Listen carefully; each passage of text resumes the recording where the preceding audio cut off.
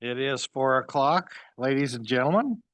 Happy Cinco de Mayo, and welcome to our May 5th, 2026 City Council Work Session agenda.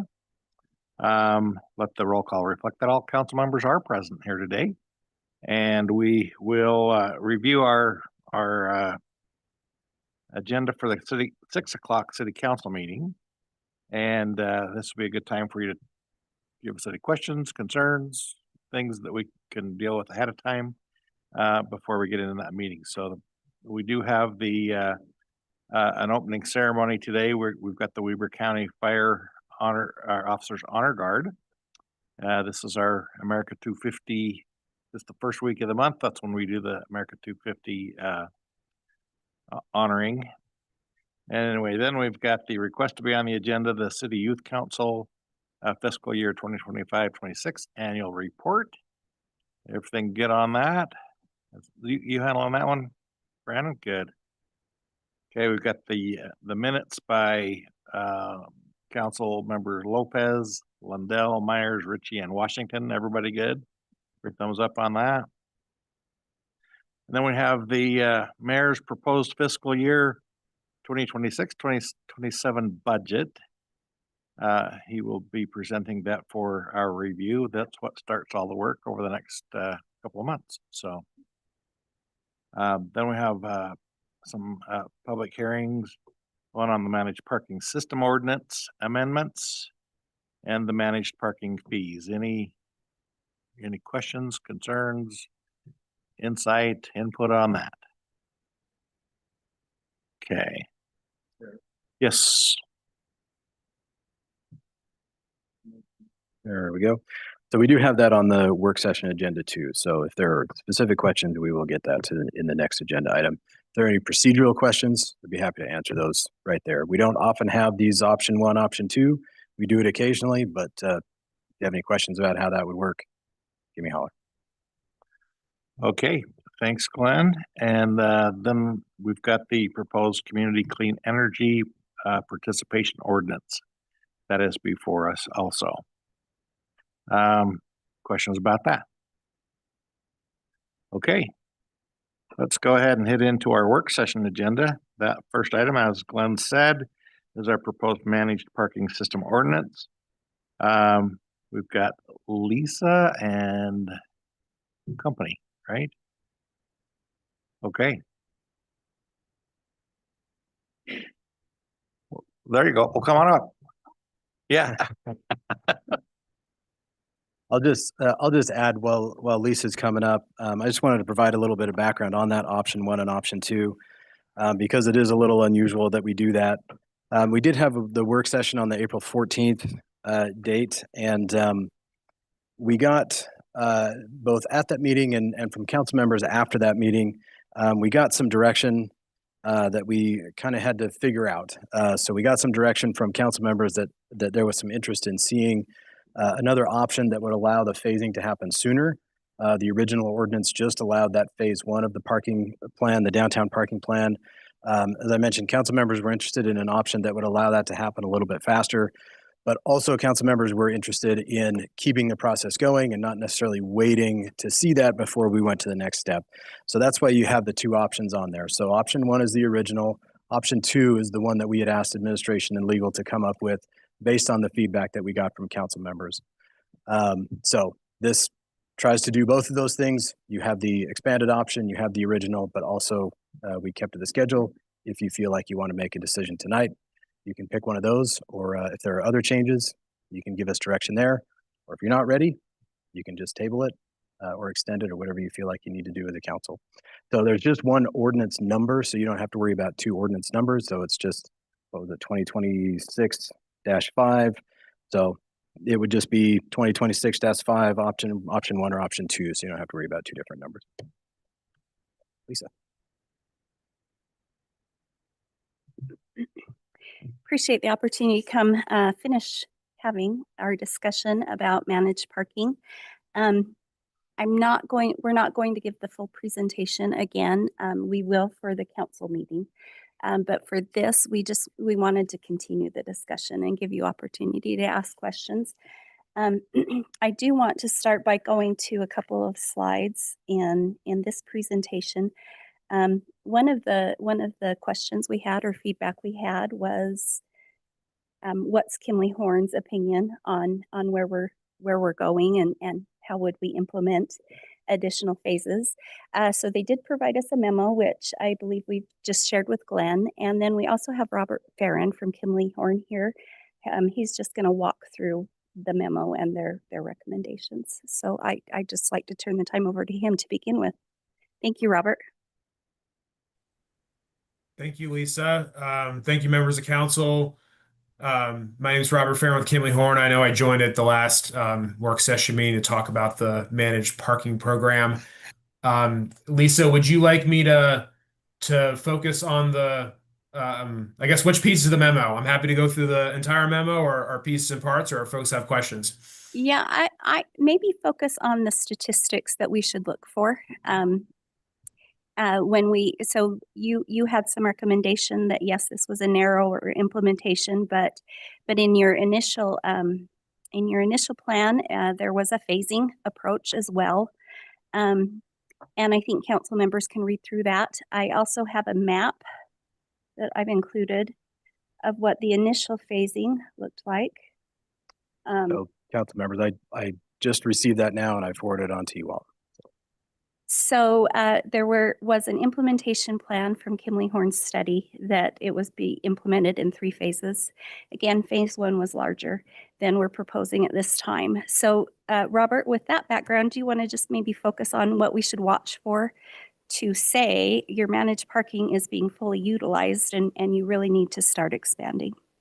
Sure. So I'll go over some key performance measures that we've outlined in that memo that would provide direction to staff on any adjustments to the parking program. And I definitely want to emphasize the fact that regardless of whether you were going to phase this program or not, we suggest and recommend that the city evaluate the performance of the program and make modifications every 6 months to 12 months. Because the parking program is going to change. Parking availability, parking utilization, supply and demand. Demand in particular is going to change over time as folks get comfortable with the system, understand the system, and as you see, certainly additional growth and development in the downtown. So just like anything in the transportation system, we don't necessarily want you to kind of set it and forget it. We want you to, continually collect data, evaluate, and make modifications. Some of the key data points you're going to want to look at, first and foremost, looking at parking utilization. We know from the study that we conducted several years ago that in the entire downtown, there's parking availability, but when we look at key corridors, there's acute high parking demand. In particular, 80, 85, 90% plus utilization. And so one of the main purposes of this managed parking program is to smooth out that utilization and to provide predictable availability to customers so that they know they can find a place to park. In some places you'll have to pay, some places you'll have to have a permit, in some places it'll still be free parking.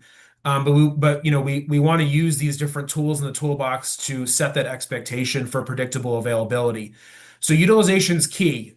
We want to see healthy parking utilization on blocks is anywhere from 61 to 80% utilization. Once we get above 80% utilization on street, that's when you start hearing customer complaints. People get frustrated, they can't find a parking space.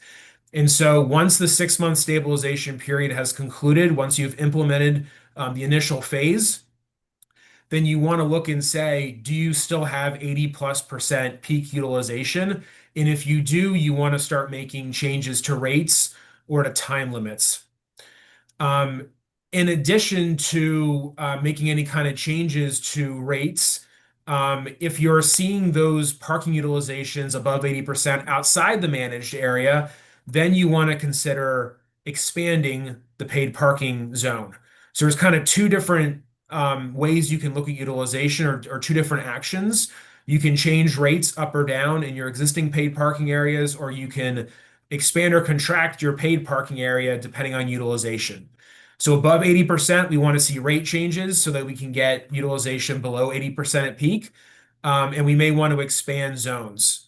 Conversely, if we're seeing anemically low utilization, 40% and below, we may want to consider lowering rates or not considering expanding managed parking areas. That's one kind of key piece. The other key piece is turnover. So utilization is the amount of parking that's being used on the street. Turnover is the characteristic of that parking. How many times are we seeing spaces turn over? That's an indication of, are we providing ample access to parkers? And so when we see high turnover, meaning 81 to, certainly 81% and higher, it means that every hour or two that we're watching these vehicles and monitoring length of stay, we're seeing a large majority of those vehicles turn over. It's not the same vehicle we see when we come back through every 1 to 2 hours. That means the program is working as intended. If you see low turnover in a paid parking area, that may also indicate the need to increase a rate. And if we're seeing low turnover outside the managed parking area, in particular in front of businesses, that would also be an indication to the city to consider adding managed parking. So turnover is another key aspect of data you want to collect. And with all this, you would collect data with your mobile license plate recognition units, LPR, which is what you're planning to use to enforce parking regulations. You can enforce those regulations with that technology. You can also collect data and analyze that data with that technology. And then lastly, we're looking for compliance. So we've really tried hard in the industry not to talk about the number of tickets we write, but really what's the compliance rate of any type of managed parking area. And that really is looking at how many times do we see vehicles that are doing the right thing, and then how many times are we seeing vehicles doing the wrong thing and we have to issue a ticket. And so we want to typically see a vast majority of folks being compliant with the system, 80% or above. And if we're seeing compliance rates below that, it doesn't necessarily mean we're going to change the management strategy, but we may look at additional education, increased signage, or more warning tickets, or just more directed education and awareness of the program if folks are failing to pay, are staying longer than a time limit, are parking in areas where a permit's required and those folks don't have permits. So we're not necessarily going to change the management strategy, but this is a clear indication as to whether the public is understanding the system. We don't want to just write tickets. We want people to be in compliance, and that's a way we can track that. How many vehicles we're seeing doing the right thing versus how many we have to issue a ticket to. Lastly, payment methods is another part of evaluating the system. This is really about, do we have the right number of pay stations, multi-space meters, physical points of sale on street, and conversely, what kind of rate of acceptance do we have with digital payment platforms? And so we know you're going to have both. And so we want to evaluate how folks are paying for parking. That's going to help determine, do we have too many meters or not enough meters? And as we look to expand the program over time, if we're hitting those utilization and turnover rates, how do we want to deploy additional parking technology? Do we want to have the same number of meters, the same kind of coverage area? Do we want to increase that, or do we want to decrease that based on how folks are currently paying for the system? So these are a couple different key performance measures that we would have the city evaluate, in particular over the 6-month stabilization period, to make any necessary modifications to the program moving forward. Happy to answer any questions council may have. Chair? Yeah, my question is probably the one that I have heard the most feedback come from our commercial businesses in some of the high traffic areas. And their concern is if we implement the paid parking system, that they're going to lose business to competitors in communities where they don't have paid parking. What's your experience with that, Robert, over time? Sure. The reason why there's a recommendation to implement paid parking is because there are challenges accessing parking spaces on a regular basis. So challenges for customers to access those parking spaces. And so the kind of opposite of that conversation that you're hearing about paid parking is going to be detrimental to businesses is not having paid parking and not having ample, predictable access to the curb and turnover of those parking spaces may very well be preventing customers from going downtown because they're having frustration not being able to access spaces. And so, part of, again, the evaluation period is determine how are utilization levels faring? Are they increasing? Are they decreasing? Certainly remaining consistent? And so that's once you implement and you can start to see what utilization looks like, you can start to have a better idea. Are we seeing the same type of volume of cars parking and for how long? But typically what we see with paid parking programs, especially one where you're providing options, it's not paid parking everywhere. It's not permit parking everywhere. You're going to have free options. You have permit options, options on street and off street. What we see is there's a stabilization period. There may be an initial kind of, hey, I don't want to do this. There's some education, kind of a learning curve, and then folks accept it. Not only accept it, they actually like it because there's predictable access. And so it's going to take some kind of habit forming for that to happen. I've been in the industry for 20 years, and I've been hearing this for 20 years. And I can't point to one city that says we implemented paid parking and all the businesses kind of rolled up. There's an adjustment period, and then folks actually appreciate that they can find predictable access to parking spaces on street. Any other questions? Got a quick one, I think. Robert, you mentioned the number of levers and dials that we can adjust as this adjustment period occurs. Recommendation of every 6 months or 12 months, reevaluating the footprint, the scale, the pricing, and all of that.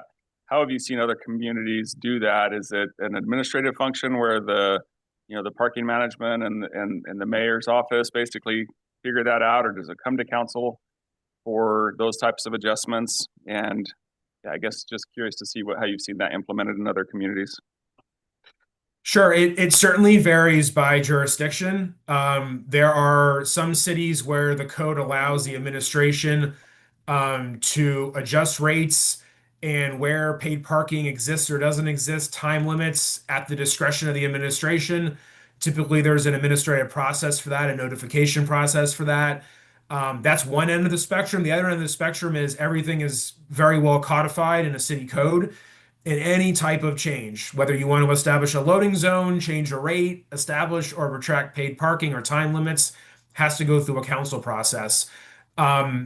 I know what you have in front of you this evening for consideration provides some ranges for the administration to work within. And we're seeing quite a bit of that be implemented nationally, where council wants the administration to work through a process and be able to change rates or change where paid parking or managed parking exists, but have floors and ceilings so that if it goes beyond that, then it would come back to council. So it definitely depends on the local jurisdiction, but we kind of see that range, depending on the city. And Robert, with those ranges, what are you seeing with trends as far as setting those floors and ceilings? Is it better to have a wider range to allow for more dynamic pricing to be available? If we're seeing certain areas or certain times are not being utilized, then we could lower the price. If we see certain times and have that be able to be implemented more dynamically.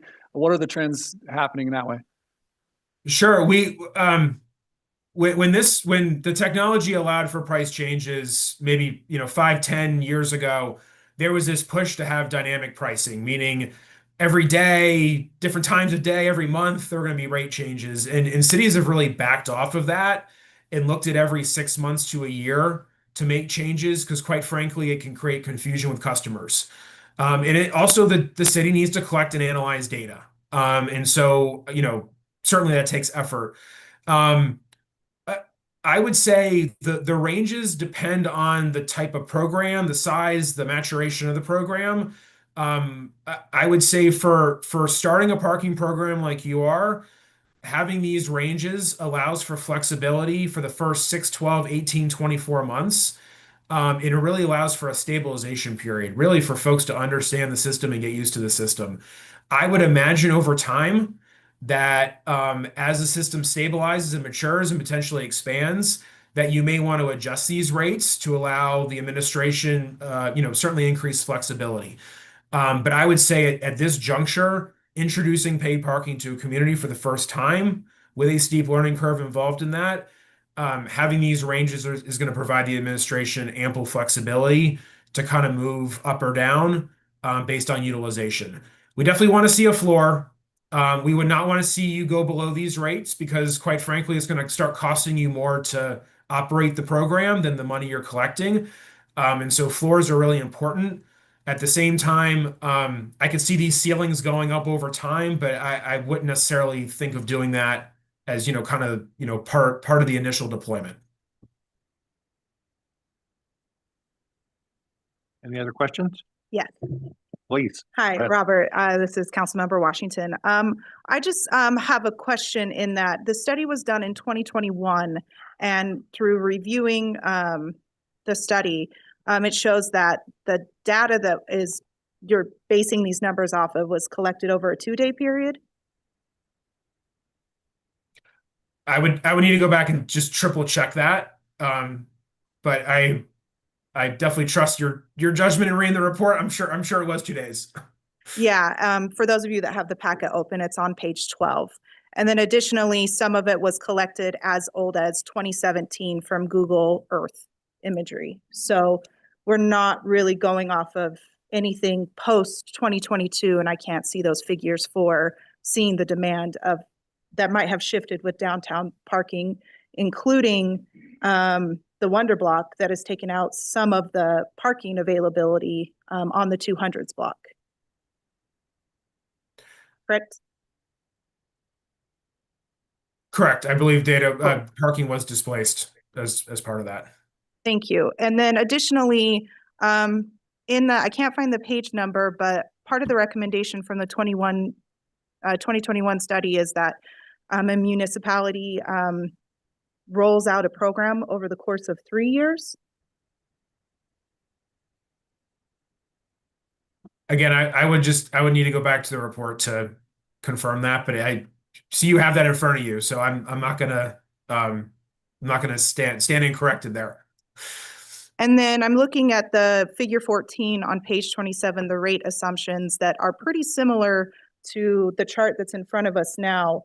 And so they're up about 50 cents from the phase 1, and I'm on page 27 for those of you in that document, PDF page 27. So without having even data that's been collected over the last, if the last numbers are from 2022 and it's 2026, and trends have changed a little bit, then why have we seen a shift in these numbers if we don't have data that we're basing them off of when it comes to the parking rates? I may ask staff to jump in there, and I'm happy to also provide some feedback. Thank you. And then lastly, there is a recommendation that there's a parking advisory committee to help with future rates that are set. And then I'll also just include that for council in our ordinance proposal, in our ordinance that's for proposal tonight for those amendments. But if I'm reading correctly, that as Robert's saying, that the mayor would have full designation of those fee structures and fee increases, and also expanding the paid parking area outside of the zone that's being proposed. And I believe that's on page 24 under 10-9-6. That's the mayoral actions. But we have just heard that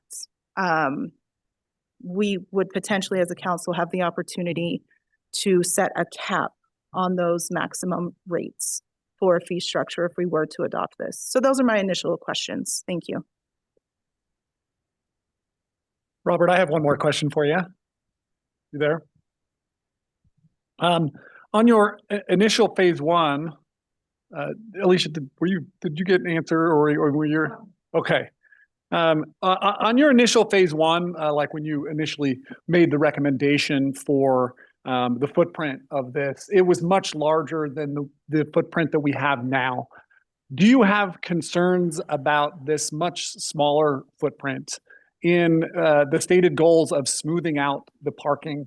Do you have concerns with it being so much narrower, that it won't smooth out, but it will, instead rough up and have cars moving into the more free zones, and not have the desired effect that your initial plan was. Do you have concerns with this much narrower plan? And I guess, why was the plan originally so much broader? Sure. The area was larger to begin with, based on the data, and based on the ability to kind of capture a broader area in an initial phase. And there is some benefit to having a larger area. To your point, to capture some of the initial changes in parking characteristics we're going to see when a paid parking system is implemented. I guess as consultants, we have the benefit of looking at the data and looking at it kind of absent what staff then is having conversations with the community about, right? And I say this as a consultant, but also previously as a parking manager of quite a few cities. And so we come at it with kind of that angle. And then you've heard and may hear more about the amount of engagement that staff has had with your business community since this plan was completed several years ago. And, based on that feedback from the public, clearly there's an appetite for a more incremental approach to how we implement paid parking in downtown Ogden. And so I'm not going to say there's a concern. I'm going to say there's probably going to be more iterations to implementing paid parking in the downtown, because you're certainly starting with a smaller area, and you may end up getting to that initial phase one in 2 or 3 steps as opposed to 1 step. And clearly, based on the feedback that I know staff has heard from businesses, that may very well be the right approach, so that we can get the paid parking system as right as possible and meet the needs of all the stakeholders downtown. Any more questions?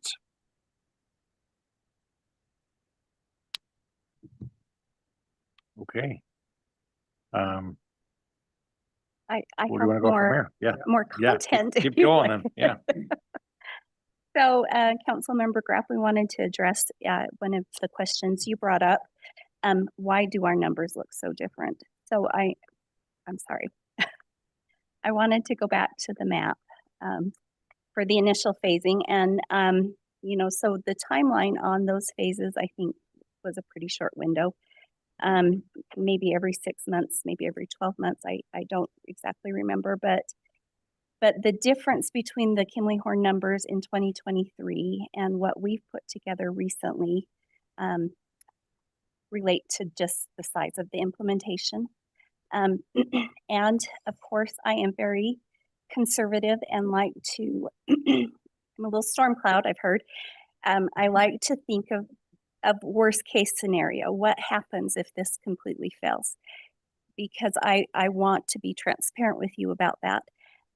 So when I put together updated numbers, we kept the footprint small.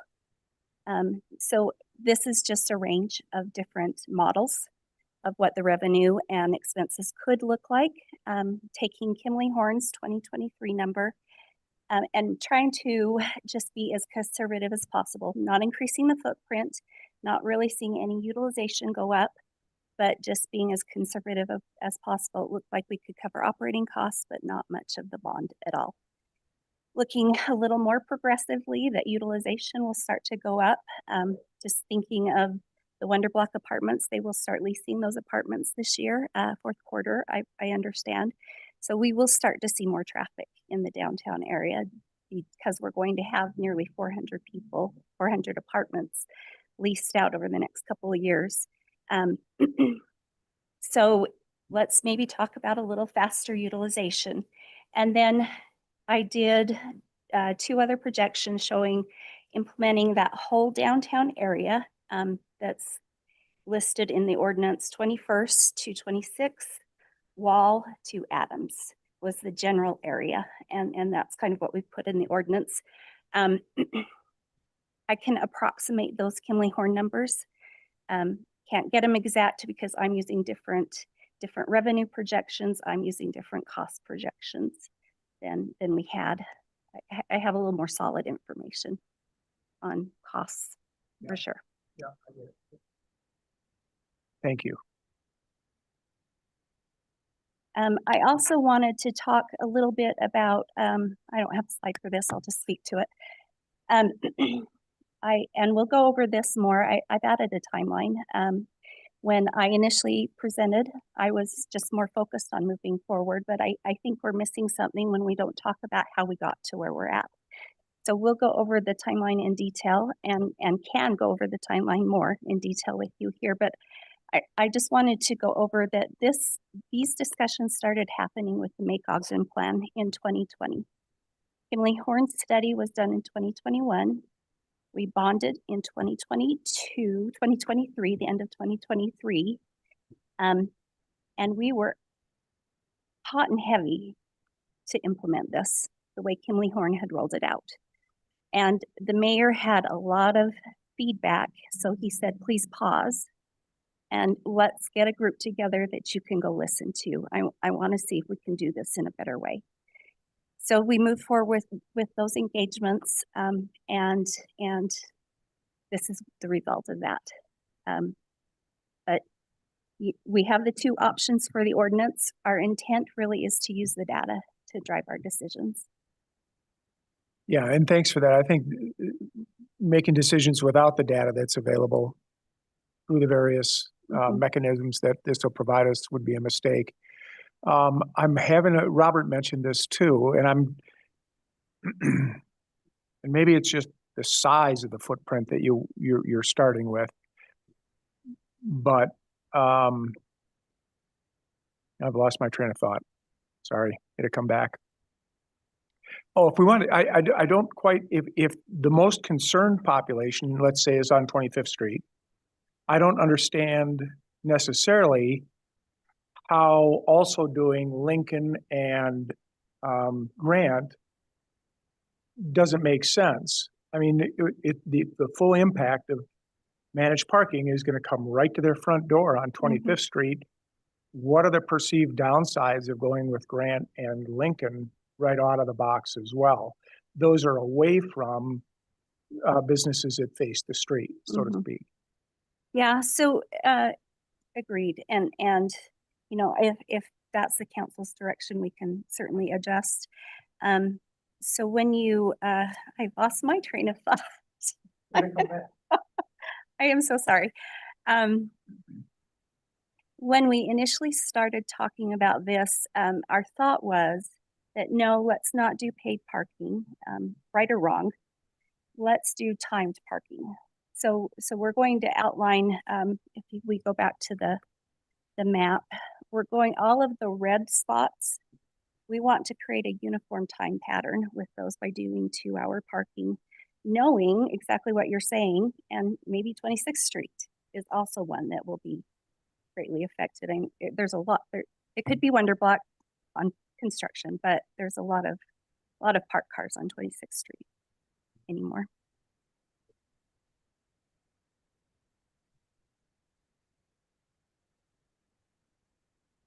And then I did want to invite Kelly and David up to just talk about the community outreach efforts. Again, this has really involved Public Works, Management Services, DED, and police to put this together. And so it has been a lot of moving, and I've really relied on, so I have the details of but the community outreach really has been handled by CED, which I really appreciate. Can I ask one more, well, probably more questions, not just one more. I'm wondering how this all works together.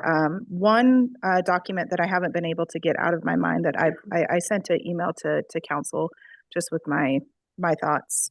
That council was presented during work session, the BDO lease revenue and DDOU ordinance amendments on March 24th. And there was language that was going to, and this is a continuation from a conversation from the December 9th work session on the same ordinance amendments. And so not me just clicking around, that there was,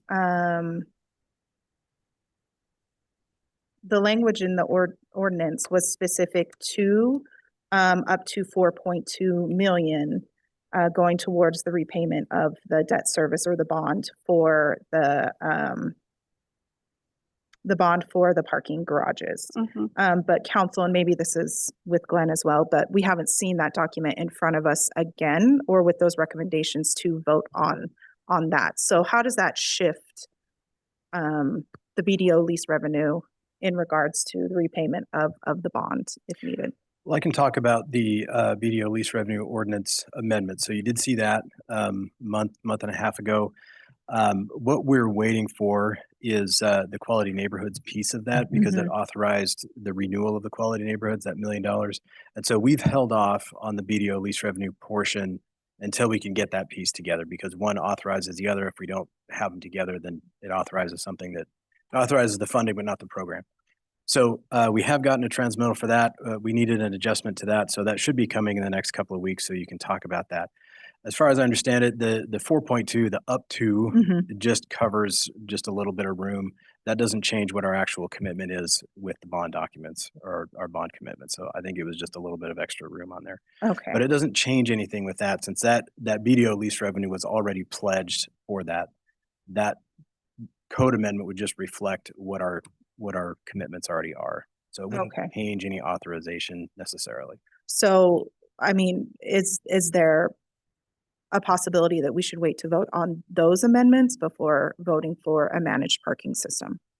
Well, I think we're already down the road as far as the bond documents go. So we're already committed to that. Yeah. So it's just a matter of cleaning up the BDO lease revenue ordinance versus authorizing something new. It just would reflect what we've already committed.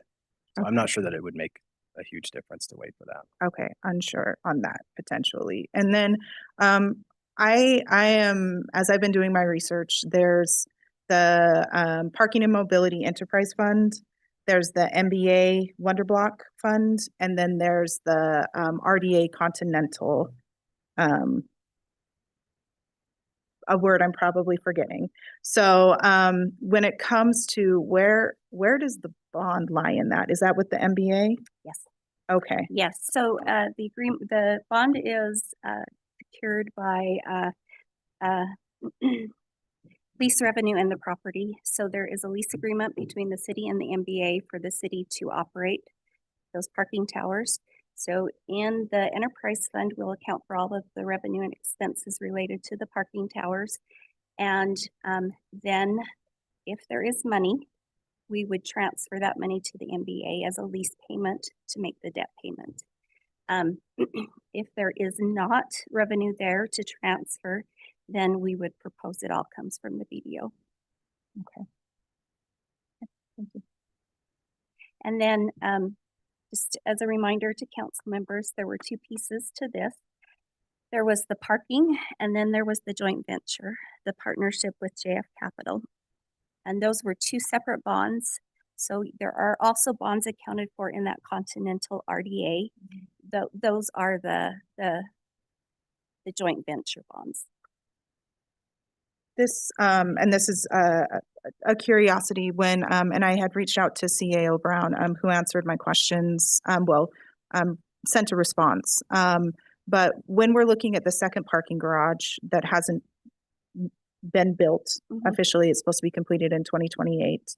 The amount of stalls matches the amount of like residents that'll be available, around like 320, 340, maybe the numbers 400. I remember are 800 in the east tower and 307, 305, 307 on the west tower. And it was CAO Brown did indicate that there would be public hundreds, several hundred public parking options available, but that's the number that in my mind is equated with the east parking garage.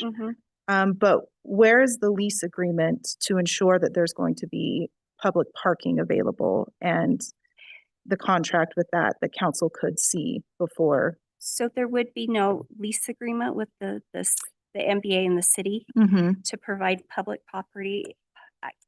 public, I don't think that is a clause in there, but we are required by the bond covenants to provide public parking. That the whole structure would The be? whole structure is open to the public. The only exception we have to that is some designated stalls for the court, which is also a public purpose. So we were able to do that in the with the bond covenants. But we cannot reserve parking for specific people. So when you buy a permit, you're buying access to use the parking tower. And those 100 court stalls are available right now in the west. Yeah. In the Yeah. east, thank you. Yes. But in the east, I did have a question that for the apartment management company, if they do charge residents for additional parking, how is that equated in these numbers as well? So in the revenue projections, that was a portion of what we projected were those parking passes for the apartments. Okay, thank you. Yeah. Okay, keep going. I'll turn the time over to Kelly. Welcome, Kelly. I will.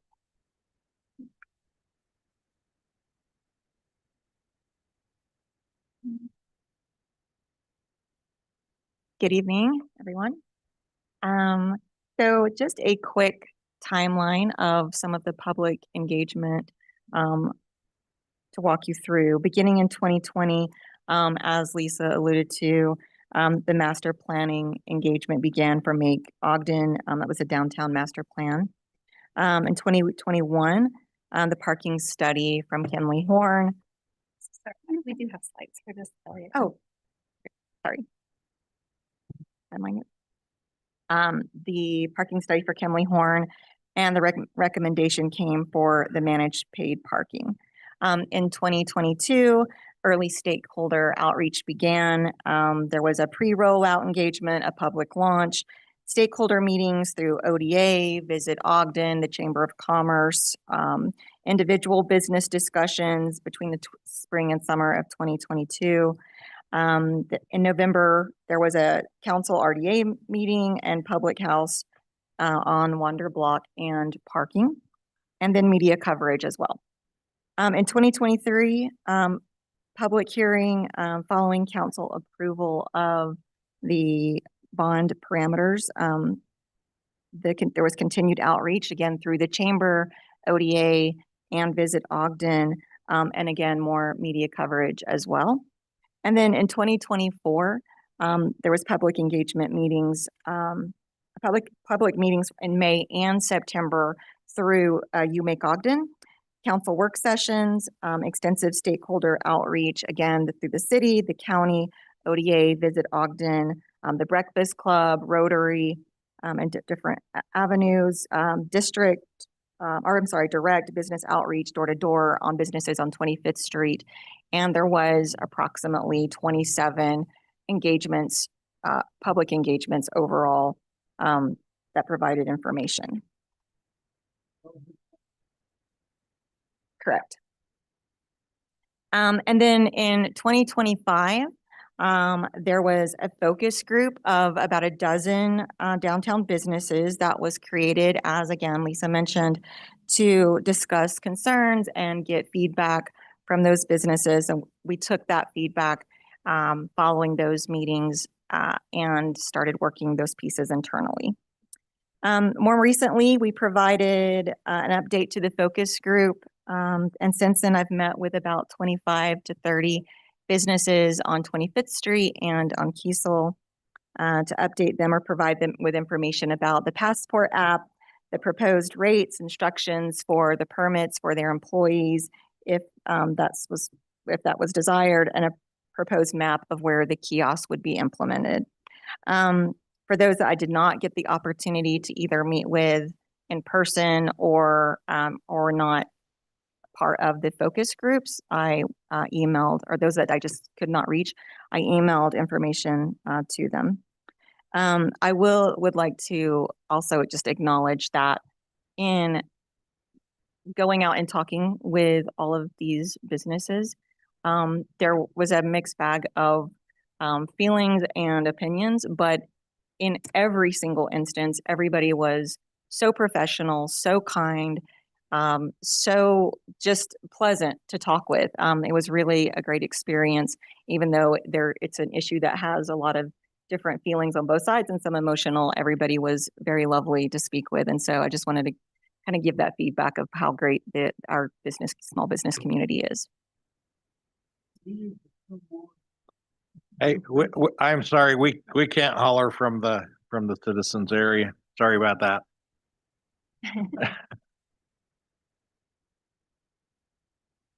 Any questions?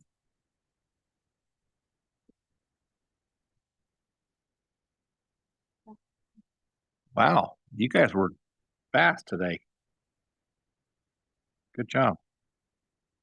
Okay, if there's no more questions, we'll move on to the next item. Maybe just for clarification, just let's talk about the option 1 and 2 and just kind of. Yeah, that's a good idea. What that Great actually idea. means, in terms of if we're adopting, yeah, I think it reads pretty well, but just Glenn, can you just take a minute just to hit the highlights on that? Yeah, so the main difference really is the authorization of that phase 1 versus all 3 phases of this managed parking plan. There were some extra sections added in the second option that established some criteria, some administrative findings, some public notice and outreach elements that were not in the first. That really would have been, if it was just limited to phase 1, those are the kind of findings that would have been brought to the council to expand into future phases. But they were included in there to allow the administration to make those findings to continue on with the phases. So those are really the main differences, is that instead of having to come back to the council each time they want to expand that phase beyond what was authorized, if they can make these findings and document these findings, then they can expand without coming back to the council. As far as, so option 1's more restrictive. That's going to lay out the map that we're currently looking at. Mm-hmm.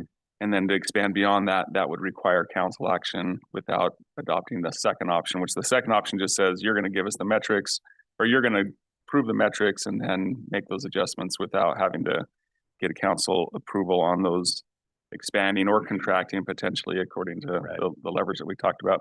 And then as far as fee structure, regardless on option 1 or 2, if beyond that initial table that we were looking at, any changes to that would require a council. It would. I think there's one exception in there for special events where they could set a price for a documented special event. But yeah, to your Councilmember Washington's question, that what you said in your rate structure, that would be the ceiling and the floor. Yeah. So they could do the dynamic pricing within that range, but they couldn't go outside of that. So again, I think one of the concerns I heard is, the business employee comes in at 10, but they could just jack it up anytime. That's when they say they're referring to Ogden City, of course, but then that means it couldn't happen without the council voting to increase that. To go beyond that range. Beyond that, yeah, because this is just, there's not even a floor or ceiling. It's just $10 per month is the permitted amount. Using that as just one example, but as far as that goes, I just want to clarify that. So that's the way I understand it. Hopefully Lisa's not coming up to tell me that I'm wrong. Yeah, we have some more input coming up. So. Sorry, I just wanted to correct that. So in the presentation, we put 10. Our intent is different than what we actually do. I understand that. So you do have the authority to change the ordinance, but in the fee ordinance, if you look at it, it is a range from $10 to $20.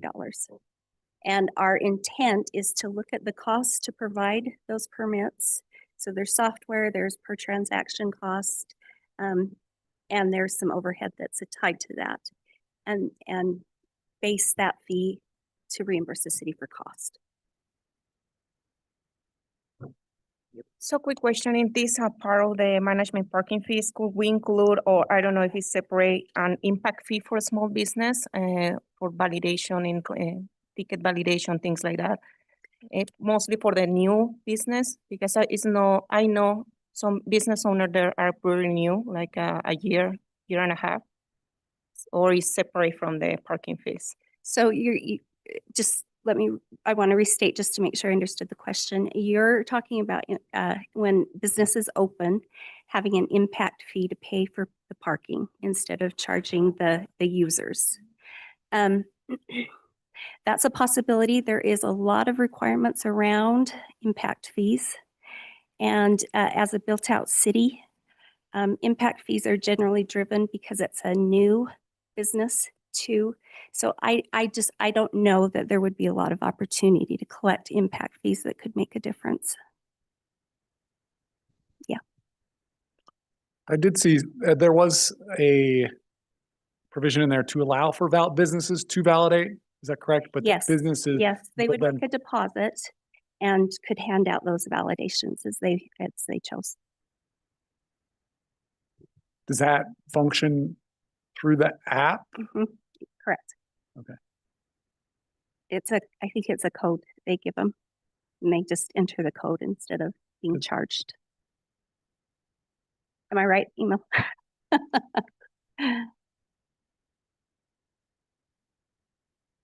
You can.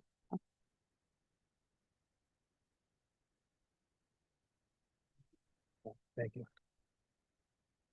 To address that question, business validation works in a different website that the business administrator would have access to. So what they do is it's a wallet basically. They would have to fund a minimum of $50 within that. Of course, they can go more than that, and then they through that website they can generate those codes. At least was speaking about to give that code to their customer to then go pay through the app. So it's nothing it's not app based. It's a different website that the business owners that want to participate in that program would have access to, and that would automatically generate codes. They give the code to the customer. The customer has that. Then through the app, what would happen is that when you go and pay for your time, it would ask you for your credit card information and then the validation code. You enter in the validation code, and that amount will come off the amount that you parked. So if you parked for $4 and you get a $2 validation code, you get paid for $2, or vice versa, you'd pay for all the parking. So from a user's perspective, because I've used it down there, Wonder Block or the parking structure there. When you check out, it bills you, Yeah, and then you would go back in to enter a code after you've received that, and it would refund you, or so it doesn't actually bill you until you actually it expired, because you're able to extend that time each time. So if you put in an hour time period, it's not going to bill you until that time has expired. So as long as you're within that time period of what you selected. So if you're downtown, you pick for 2 hours and you within that 2 hour period, then when you go ready to pay, then you enter in that validation code, and then it charges your credit card for whatever the difference is. So you don't pay at that time. It's just when that time expires. So there's no other apps or anything that the visitor would have to use. It's all through the Passport app or the kiosk. yeah, they just go back into their app, plug Correct. it in as they get in their car to leave. Correct. Gotcha. Correct. Okay. Any more discussion on that? Councilmember Lundell actually sent out an email that was pretty thought-provoking to me about the fees. And there was some other discussion about that. So how often, I guess, will we be reviewing fees? Is that happens at least annually, right?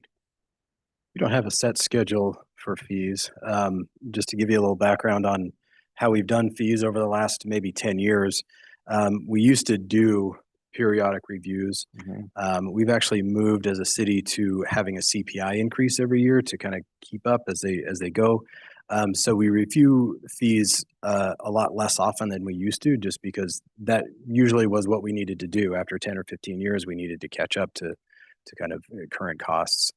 So we've shifted that way with a lot of our fees. So I don't know on this particular one what the plan would be. There is no CPI increase included in this, like there is in the other fees. So I don't know how often the plan would be to review these. I really like the dynamic fee approach. I think that's gonna have some real benefit to the city after we get some data, after we know what's happening. And so I'd really like to be able to review this thing and I don't know what that magic time is, whether it's at 6 months or whether it's a year, that we then review the data and figure out what really is gonna work. So, Well, in Chair, option two says they can't implement the second phase and at the earliest 6 months into the Right. first phase. So maybe it makes sense at that point in time, they've gathered 6 months worth of data that we could review and kind of chew on for a little bit to understand exactly how it's affecting downtown. yeah, and I would say the other trigger that you may have is as you go through the budget each year, now that we have that parking and mobility enterprise fund, you will be able to review the operation, the revenues, expenditures for that enterprise fund as you go through the budget. So that's a great time to look at that and reevaluate the piece. So We quick do- question. Go ahead, sorry. Okay, quick question. So after we review those 6 months data, is any way we can implement at least, I know this funding is going to be dedicated for pay the debt, basically. Is any way we can consider it, take a small percentage so we can help a small business in case they are struggle, in case they losing clients, or in case something happen? Is any way we can create something like that? Like a small percentage? I'd have to do some research on that. I wouldn't be able to answer that right off the top of my head. Councilmember Lopez, it's not speaking directly into that, but it is, if you, in the parking survey, there is some recommendations that have been made from other cities, other case that are presented as case studies about how there's a percentage that's given back to a specific fund for that area to even help with like sidewalk improvements. And it's later on in the document. I can try to highlight it later and send it to you. So there's potential with that of looking into, and there's great examples of how that could happen. It's not, again, it's not specifically to help small businesses, but to help the area itself. Yeah, I saw it, but my specific concern is with the small business. I mean, everyone in the city invests in the downtown. I love downtown, but I think the small business could struggle. Maybe, we don't know. We don't know the future. Maybe no, but at least have a plan B in case this happen. But I have one more question. I don't know if Robert's still here or if staff can help with this, but the initial phase of with Kimley Horn's recommendation was much larger. Do we know what the initial fee structure that they recommended was? Very close. I think it is in the fee study, but I don't have that off the top of my head. Here comes Lisa.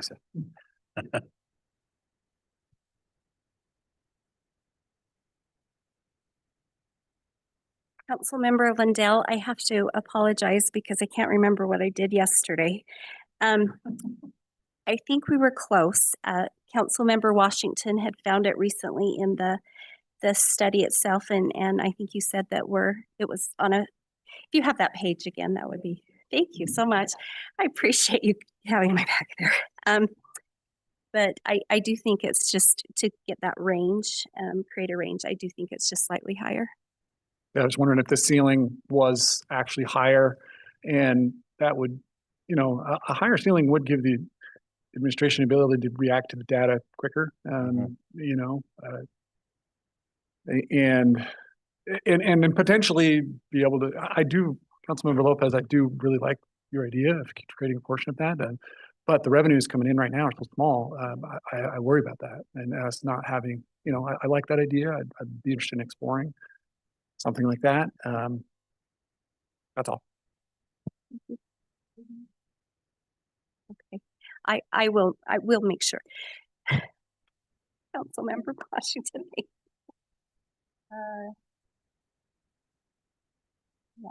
So it looks like the rate assumptions were $1 to $1.50. So we did an on-street and in the parking lot version. So we do have one that's a little higher than that. That was the on-street. I think we went $1.50 to $2 on that one. So we were close, but it is a little higher. Thank you. Councilmember Graff, if I can remember what I wanted to say to your comment. Oh, it was in you know, the ordinance amendments, to my reading, is that this will formalize this paid parking system that we would be in front of us is to adopt or to not adopt.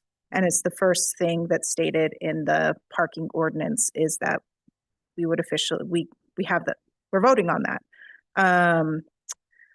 And so just to clarify that when we say collecting data for those first 6 months, that would potentially be charging that people would pay to park downtown in that metered parking for the city to be able to collect that data to know if that was the correct price point. So just I know it's not intended for it to be general language, but it just, you know, for my clarification is that if it were to be voted in, the first thing is, as part of these managed system parking ordinance amendments is for us to adopt or not adopt this paid parking system. And that's how we would collect that data, is because then it would move forward, that we could implement collecting that $2 and have that data to know where it would possibly need to fluctuate. And also if it would affect small businesses downtown. Okay. So I'm sorry, back to with the small business, I completely agree that the revenue is not enough. Is any way we can explore this in the future, like get money from some way in the budget coming or video, because again, it's not much. It's just for support small business so they can adjust in the beginning of this project. Makes sense? I don't know if we can explore that.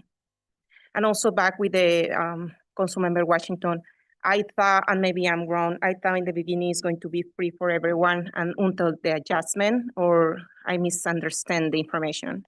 Yeah, it'd be free for a Yeah, period. there's a rollout period. I'm not sure what the dates are. They used to be 1st of May to the end of May, I believe, was the free period. Is that correct? Is that still what you're planning to do? Is a month.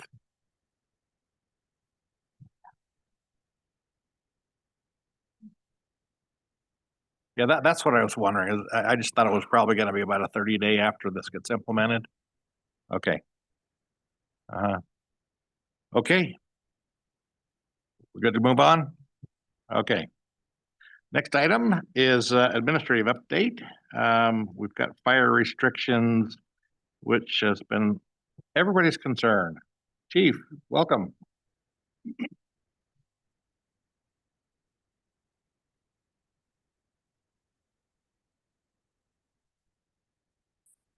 Thank you, council members, for your time on this. Just some informational items as we start preparing and move into the wildland season.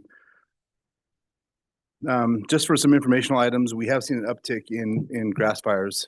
We measured January, February, and March of 2025, and we had 8 fires that were listed as grass fires. This year, in that same time frame, we've had 12. And yesterday, there was a big grass fire between Pennsylvania and Midland that our crews were on the rail yard. That actually rekindled again this morning. So we do know the risk of the fire season. And so we're going to combine the fire restrictions along with the fireworks and kind of our wildland urban interface plan. So the overview is the fireworks map that was sent in transmittal that we adopted this year is the same map as last year because it's a historical hazard required by state law or state code. And then the Ogden City Code that allows us to escalate those restrictions, and then state code that speaks on the fireworks. So the fire marshal has the authority to declare yellow restrictions, orange restrictions, or red restrictions per ordinance as levels and conditions warrant. And just for information, our local fire warden, we pull information from the national system, but our local fire warden is out weekly. We call it the Easy Bake Oven. He's taking vegetation from Buse Pond all over the county to look at the fuel moistures, what kind of fuel water we have in our fuels, what the soil looks like, what relative humidity looks like. So these levels can actually change faster than we anticipate. But we are on a weekly basis. We are speaking with the fire warden to get that information. Then also a mitigation plan of what we plan to do to prevent these things through inspections, public education, WUI mitigation, and interagency coordination. So some statutory framework is the Utah Code that was updated 5/1/24. Says that cities cannot impose a blanket firework ban but may close specifically defined hazardous areas. We received a concerned citizen complaint today about banning fireworks over the city like we did, I believe, 2020 or 2021. State laws changed to not allow a mass ban. And on a personal opinion, if it was up to me, I would outlaw fireworks. That's just how I personally feel. But state law doesn't care about my feelings. And Ogden City Code obviously gives us authority to declare those hazardous areas. So the hazardous areas in Ogden are the mountainous brush, forest, or dry gas areas, open fields, vacant lots, hillsides, parkways, and Fort Ventura. Now, within 200 feet of waterways, trails, canyons, washes, or ravines, and the wildlife and urban interface, which is all areas east of Harrison Boulevard. So just to reiterate on the state law that preempts the citywide ban on fireworks, it's only defined areas. The big key to that is there has to be historical hazards that before July 1st in at least 2 of the 5 preceding years. And so we filed that map already with the state and with the county. To recognize our historical hazardous areas that's been filed. It has to be done by May 1st, and we've done that. So we do plan to use every tool necessary for the enforcement of that map. We work with police. I talked to Captain Ward today about their field interviews they did in the past. They're still on record on file, and we plan a heavy enforcement this year in those restricted areas. It is a Class B misdemeanor and up to $1,000 fine. Fire Marshal Parr and I spoke about putting a police officer with our firefighters and doing a heavy hand enforcement on that east bench in those restricted areas to try and gather more attention on some of those areas.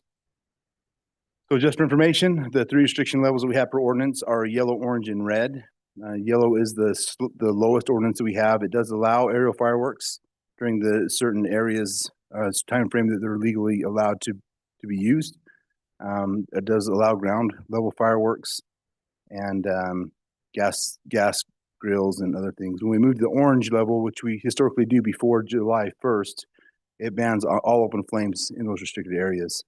Last year, I think I got a slide on that actually, and then red is severe drought conditions, which we'll keep and we'll monitor. So here is the restricted area east of Harrison, which is the WUI area, wildland urban interface. The river corridor, and then other defined areas such as Fort Ventura, the A Avenue where the baseball and dog park are, and then the former landfill near 2550 A Avenue. There it goes. All right. Yeah. So that map, I know that in the past, Councilmember Hires brought up that staying on Mountain Road all the way to the north, you're basically on the edge, like on the right-hand side of the road, there is nothing there, and on the left hand you have homes.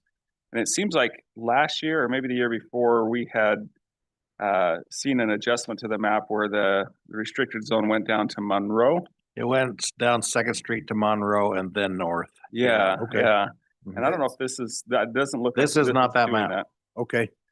We might have the wrong map up there. So we'll dig into it, make sure we have the accurate map. That does sound familiar that we did change that last year. So Well, yeah, it's next to the street up there in the north. Yeah, that It's north up end. close. You've got the north Yeah, you probably don't have, nature center. yeah, the 200 feet is probably not, yeah, not It isn't enough even a defensible 200 feet. space. Yeah. it brings up a question I had too, though. You know, we had a fire just east of a fire station number 3. It was a wetlands that everybody's afraid to even touch. Yep. But it's 7-8 foot tall phragmites, and I don't know how many of those things we have in town, but they almost seem like they'd be something you'd want to restrict around also. Is that? Yeah, we will have to look to see if there's the historic data to allow us to do that. There was a fire just recently that burned some phragmites right up to the home. We were fortunate on that. And we had 2 fire engines that were out and about in the area. So the response time was extremely fast. We had 2 fire engines there within probably 4 to 5 minutes because they were out on calls. And so that's something that Fire Marshal Parr and I will look into to see that's good. if Thank state you. law will allow us to do that. And we'll make this map as big as is allowed, in our opinion. So, and like I said, those have been provided. We were counting the state, but if we update that map, we'll make sure we get them the updated map per ordinance. So to move into fireworks sales and discharge, these are just the permitted dates. This is also on the State Fire Marshal's website, but they are permitted to be sold June 24th to July 25th, December 29th to December 31st, and the Chinese New Year window.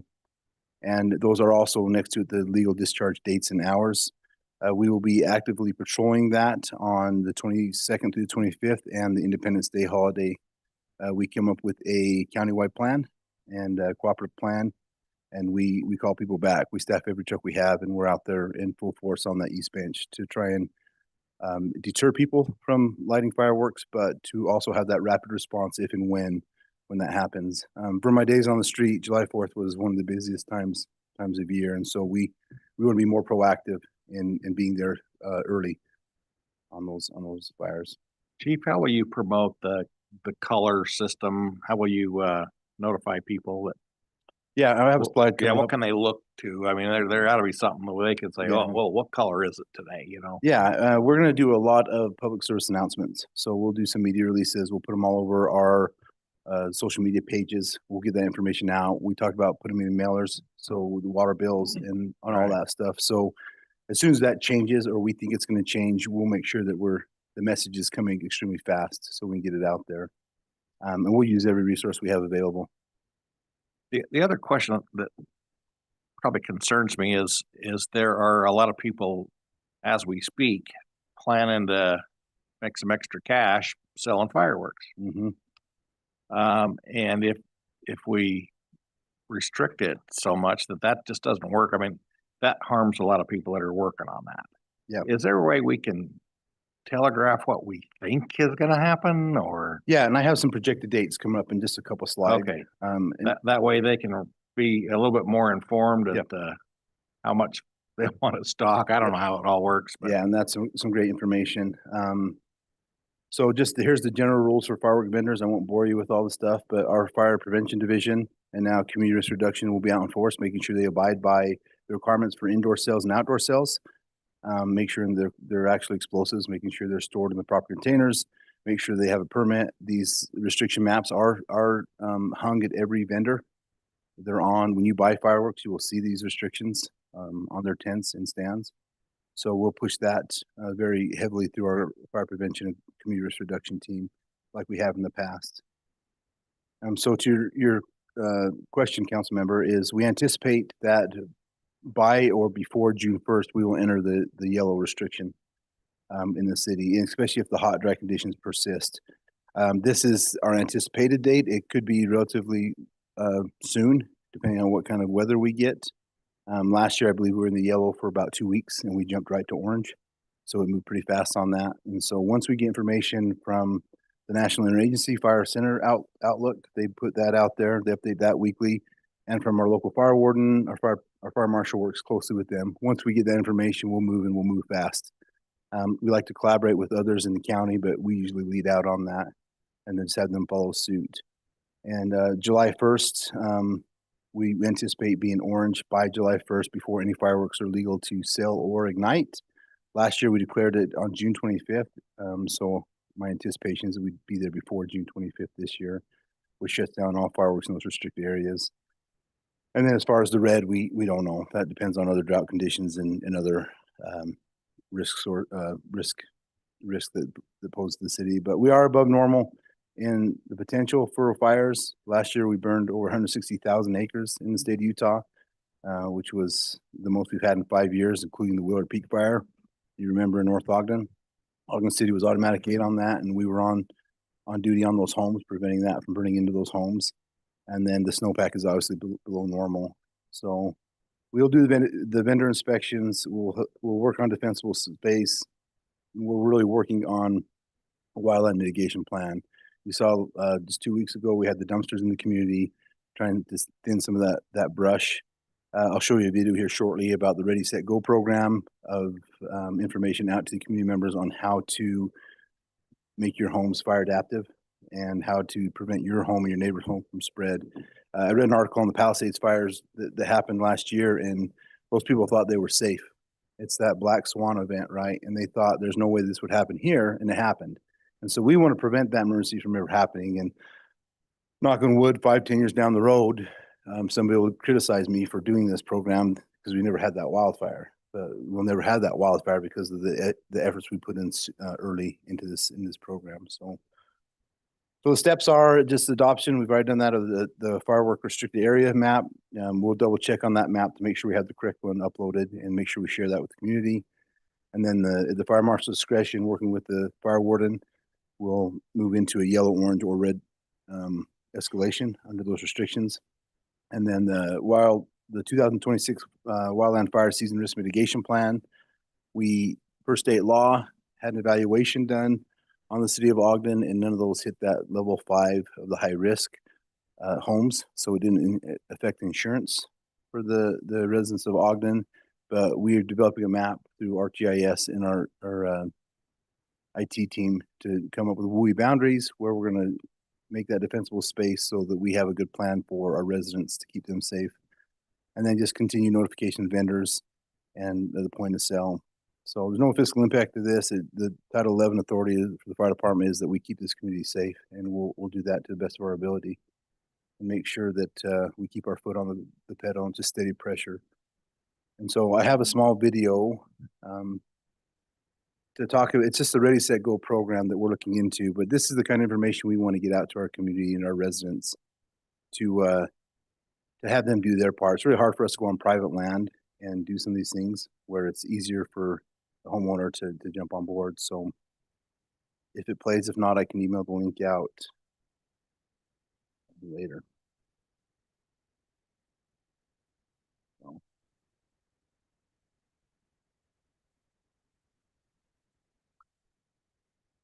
We're taking a very proactive approach this year. All our mitigation efforts will happen on that WUI, that East Bench, and those wildland urban interface areas. So you'll see community risk reduction and our people out in force to do that.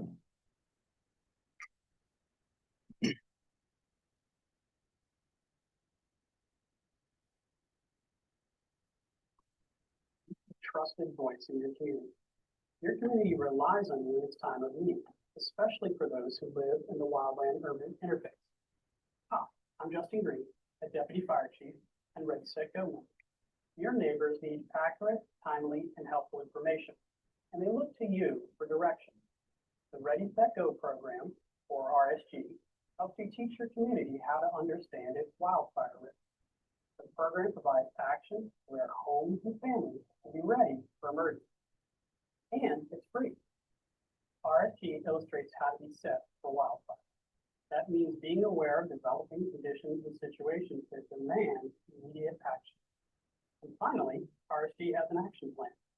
It's the ultimate to-do list. It spells out the key steps to give you little to chance when it's time to go. These clear instructions for evacuation are critical. RSG is the tool for fire departments like yours. It leverages your standing in the community to effectively share life-saving education and guidance. It'll help your community prepare for wildfire. The more residents are actively engaged in mitigating their properties and preparing for evacuation, the greater a community's resiliency to wildfire. Sign up for the Ready, Set, Go program to get access to these valuable resources. They include direct assistance grants, training, and learning exchanges. You can also take advantage of free resources regarding specific needs in your community, like messaging for farmers and ranchers, campers, and seasonal residents. RSG is a life safety tool. Get the most out of it for your community. Go to Wildland Fire RSG. I was actually, before I hit administration, man, it seems like forever ago, maybe 8 years ago, I was actually, they had that UNA fire. You guys probably remember the UNA fire. And Chief Matthew at the time had got a request for an incident commander. So he sent me and I got to run command on that fire. And it was scary. Having burned down a couple of homes, having to evacuate a community. It's not something I ever want to do again. And so we're going to do our best to make sure that we're prepared. So with that being said, any questions for me? I inquiry or a comment. First of all, thanks a lot for being so proactive. I really appreciate the attention going to the East Bench, which might be one of our most vulnerable neighborhoods because it's so close to the mountainside, and to also have police accompany you so that the weight of the law is more clearly understood by those that are blowing off fireworks illegally. My question is, we've got a window within which sale of fireworks are legal, but Wyoming's an hour away. If you experience aerial fireworks going off well before sales are here, you're going to assume they're from elsewhere. Will you send crews up to police that or monitor that? or- Absolutely. And those complaints can come directly to the fire department or through the Ogden Serve app. But they're illegal. Anything that's got, I think, over 1.4 grams of powder in it's illegal. And so we can tell, like the M80s and stuff like that, Yeah. that comes from, I think it's 1.3, 1.4 grams comes from Wyoming. But any firework that's legal, that's discharged in a legal time frame isn't a legal firework. And so we'll take issue with that. Okay. And then I just wonder how much discretion there is in the state code around all this. You know, there are historically challenging areas around fire located in the community. And I know that code services just has moved over and is falling under your umbrella now. But as we all know, there are properties within the city limits that are not well cared for and are potential fire hazards in an area that otherwise would be considered safe. Is there any discretion around further implementation of these restrictions because of vulnerable properties? I wish I could say yes. I do know that Chief Lieb from Salt Lake City and Chief Dom from Unified Fire Authority, they just came out with a press release yesterday because they have some of the same concerns with the wildland fires in the Salt Lake County. I do know that it's a point of contention with us and the lobbyists every legislative session. I think it's home builders are the number one lobbyists and fireworks are number two, it seems like. And the amount of money they throw behind that it's mind blowing, you know, and we'll push as hard as we can push. We did that. We worked with the home builders this year to get the International Fire Code, the site safety security plans. We pulled that off in Ogden City this year by making fire watches, securing structures. We didn't think we'd be able to do that. And hats off to the home builders and Jared Johnson for helping lean in with some of their lobbyists, but I don't have an answer for you. We'll push as hard as we can until they slap us. I do know in 2021, we went pretty heavy and the state went heavier. And so we'll push and Yeah, and I'm with you, Chief. I just kind of keep pushing. I think I don't want to throw a wet blanket on all fireworks. I think the Lindquist fireworks show and what's done at Lindquist Field downtown is great. But I don't think every other house along a block needs to be throwing stuff into the air and having it drift in the wind and affect their neighborhood. we're even in discussions about what if the Ogden Fire Department hosts fireworks. So you bring your fireworks down, we'll be there, we'll make sure you're safe. Other communities around the country have done that. There are some like liability issues there, but we've looked at that. And is there ways? But typically the issues we run into aren't the law-abiding citizens. It's those that want to do things. The 9th Street fire was legal fireworks in a restricted area that burned down a house and put our firefighters at risk. Yep. And so we're looking. So there's always more ideas out there, and we've got a good fire department with good leaders that are banging their heads together to come up with unique solutions. Thanks, Chief. Yeah. One more kind request. Yeah. With the change in the map going 2nd Street down to Monroe, that's kind of a new thing. I think it's important that we use some of those electronic signs that around that area to alert people. I live in that area. We have the neighbors over for a movie. It's like we're in Beirut, it's all the fireworks going off around us. Yeah, we'll do our best. We got some VMS boards out, video messaging boards out last year, and maybe we'll pull some historical data to see where we had the most fires and be strategic and data driven on where we place those VMS boards. There you go. Maybe looking to Wasatch Rentals to maybe getting more of those signs. All right, thanks. Yeah. Appreciate your presentation, Chief. Yeah, thank you all. All right. Next item is fiscal year 2027 budget, employees group. Come on up. I'm well. How are you?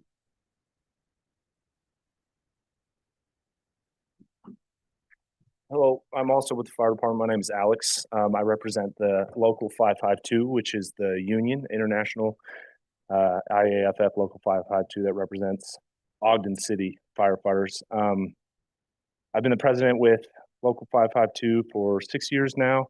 And you'll recognize this presentation if you were here last year because it's the same exact presentation.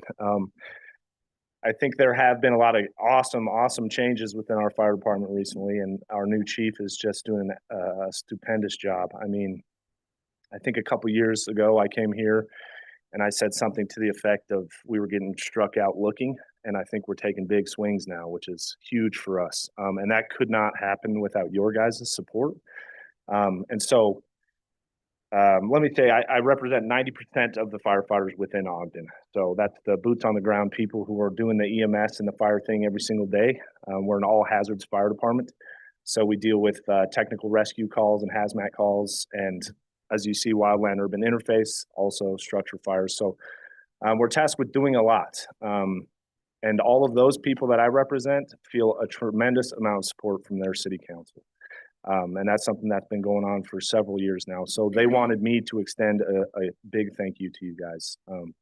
And that's coming from the bottom of our hearts. So this is, like I say, similar to last year in that I don't want to pretend like we're not asking for something. I know you guys get asked for a lot, so apologies to add that to your plate. But what we're asking for is for more firefighters. We have a very, very heavy workload here in Ogden City Fire Department. We run about 22,000 calls a year, and we do that with 5 stations that are manned on 3-handed engines. I've got some numbers here later on in my slide that'll show you how that compares to some other departments. But basically, what we suggest as the union is a 4-handed engines, and we didn't come up with that number arbitrarily.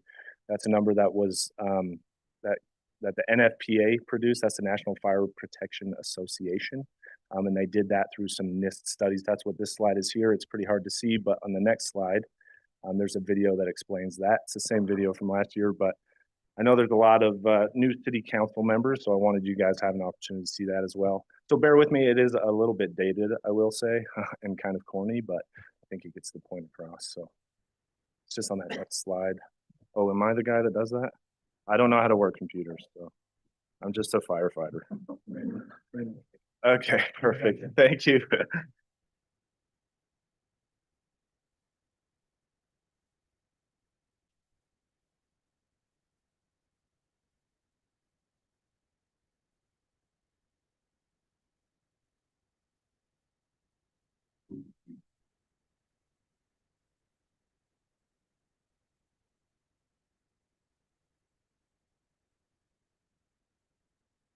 While he's pulling that up, I want to give a big thank you to the force too. So give that back to Thank you. Yes, sir. Thank you very much.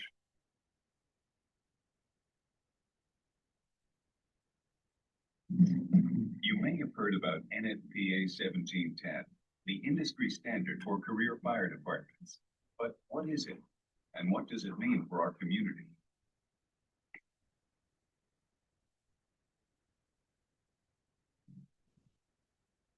Your house to fire. It's your worst nightmare. In just 3 minutes, a fire can grow 16 times larger than when it started. And it continues to grow bigger and faster every second. Once the clock starts ticking, there's a shrinking window of opportunity to save lives and property. You want a full crew of firefighters to put it out quickly, or you may suffer a catastrophic loss. But how many are enough? 50, 20, 40? How do you decide? Fortunately, there's an internationally recognized industry standard. It's called NFPA 1710, and it's based on scientific evidence and research that establishes how many firefighters are needed to put out each fire and rescue anyone trapped. At a fire scene, you want a firefighter doing every job that needs to be done to save you and your house. And at a fire, there's a lot that needs to be done, like stretching the hose, hooking to a hydrant, searching for trapped people, venting the hot gases, and much more. For a low-hazard single-family house fire, NFPA 1710 specifies a minimum of 15 firefighters dispatched in the initial alarm. At an open-air strip shopping center or garden apartment fire, The standard specifies a minimum of 28 firefighters dispatched in the first alarm. And for fires in high-rise buildings at least 7 stories tall, the data show that the initial dispatch should be for a minimum of 43 firefighters, and that fire departments should send additional firefighters to situations that are beyond the capability of the initial alarm. When considering crew size on each engine and truck responding to a fire, the standard says that in low hazard response areas like residential neighborhoods, the required number of firefighters on each fire engine and truck is 4. In areas with a high number of incidents or geographic restrictions like narrow roads, single access bridges, or islands, a minimum of 5 firefighters on each fire engine and ladder truck is required. And in dense urban areas with high hazard occupancies like high-rise buildings, the minimum number of firefighters on each fire engine or truck is 6. Regardless of the type of property, 1710 also sets the time of arrival on scene within 4 minutes for the first engine with 4 firefighters. The 1710 standard for both response time and crew size is based on scientific evidence, not opinion. The National Institute of Standards and Technology, known as NIST, and its partners conducted extensive research to document the optimal crew sizes for various types of structures. That's good. Thank you. I think that gets the point across. Decision maker, you and firefighters share a Yeah, so as you can see, 4 is kind of the minimum according to the NFPA 1710. We've been riding 3-handed fire engines for a very long time.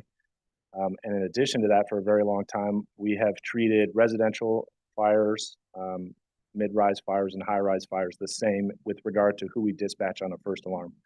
Now, that being said, another thing that our chief has done is he's changed that, and he's utilized things like automatic aid to change the first alarm dispatch should it come in a high-rise building. We've recently had a fire that luckily didn't take off in the building on Monroe, Fellowship Manor. That's a high-rise building, 13-story structure. And just to give you an idea of why those fires are so much different beyond just their size, they're different because you have to create work groups in order to fight that fire. So I don't want to get too much into the weeds here, but in order to get the proper amount of hose stretched to the proper floor, you've got guys taking in full turnouts, SCBA, and now additional equipment beyond just their hand tools, now taking hose to, let's say, the 11th, 10th, or 11th story. And by the time they get there, they're tired. And now they have a fire to fight. So just getting there alone is exhausting work. Now you have to actually do the work that you are hiking to do. So you have to create work groups in order to manage fires on that scale. And as you are all aware, we have way more mid-rise structures in the city than we ever have had before, which is why it's a concern of the unions to have 3-handed fire engines. It's just not a feasible way to handle those types of emergencies. Now, that being said, we find ways to do it, and we do it with good leadership. We have those automatic aid fire departments, like I mentioned. We also have battalion chiefs on scene who are looking out for our guys and keeping us as safe as they can. So we're doing what we can with the amount of people we have. But as I mentioned before on that, can I get that last slide from the presentation? Our workload is far greater than that of neighboring communities. Salt Lake City and Unified Fire Authority ran a little bit more calls than we did, but they did it with 3 and 5 times the workload in fire stations. And now I know that our chief, he's optimizing the workload for our fire departments, for our firefighters, and we want to be busy. So I don't want to give this impression that we don't want to do anything. We absolutely want to be running calls, which is why it's kind of the union's opinion that having that 4th person on the fire engine can help decrease that workload. To my mind, to my knowledge, there's only 2 ways of decreasing workload, and that's either decreasing call volume or increasing staffing. And our chief and administrative staff, they've done a tremendous job decreasing workload or call volume as best they can. And they've done that through programs like the Homeless Advocate Program, as well as the Transfer Ambulance. And that just has been huge for our guys, and they absolutely love those programs. And so if we add that fourth person onto our fire apparatus, that will further reduce their workload, but still keep them busy. And so that they will be able to practice the skills that we practice in real life emergencies every day.